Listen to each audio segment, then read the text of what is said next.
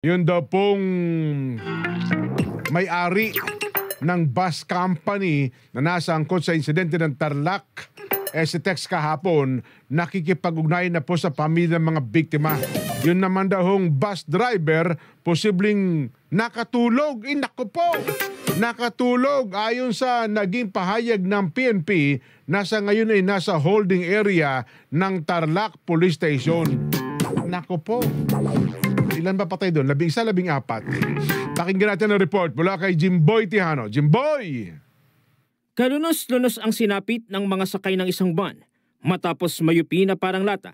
Sakay ang 9 na pasahero na patungong Northern Luzon. Naayon sa PNP at ilang kaanak. Galing pang Antipolo City ang mga ito. At dadalo lang sana sa youth camp sa probinsya ng Pangasinan. 8 rito ang nasawi kabilang ang 4 na minor de edad at 4 na matatanda. Habang ligtas ang driver ng van. 2 mag-asawa naman na sakay ng isang kotse ang nasawi, habang ang anak nila nakaligtas sa insidente. Sa kabuuan, 10 ang nasawi sa nangyaring karambola sa Tarlac SCTEX Toll Plaza northbound lane, habang 37 ang sugatan sa karambola, nalula ng Solid North bus na biyaheng Cubao-Lingayen. Pasado alas 12 kahapon ng tanghali na mangyari ang insidente. Sa datos ng Tarlac Police, 5 sasakyan ang sangkot sa insidente, kabilang dito ang bus na Solid North, Nissan Urban, isang kotse, container van at isang SUV. Solid North bus na siyang bumangga po doon sa 4 na sasakyan. Doon sa actually, yung binangga po is yung sa Nissan Urban. Yung Nissan Urban is bumangga doon sa Kia Sonet. Yung Kia Sonet naman po, binangga niya yung PAW Tractor Head. And then yung PAW Tractor Head is pinangga naman po yung Toyota Veloz.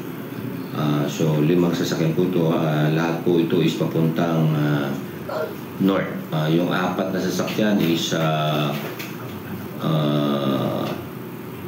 nakapila, nakahinto sa SCTEX exit Toll Plaza sa Barangay Bantog, Tarlac City. Naghihintay na lang kanilang turn para po dun sa exit ng toll gate.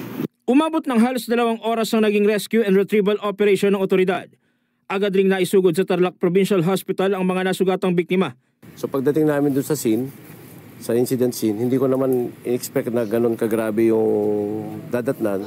Kasi yung impact talaga ng aksidente, makita mo talaga na ganun kalaki. Kasi napipinang gusto yung 2 sasakyan na na-sandwich. After siyang tinamaan ng bus, lalo na yung urban, na kung saan 8 doon yung casualty natin doon galing. So kaya kami rin kanina nagtataka bakit ang daming bata doon sa van. So ganon. Talagang parang kung makikita lang ninyo yung nakita namin kanina, parang yung sardinas na sama-sama sa loob nung dinatan namin. Kaya medyo nahirapan kami sa pag-extricate kasi may tatamaan ka sa katawan ng mga nandun sa loob bago mo sila mailabas at gagamitin mo yung mga extrication equipment.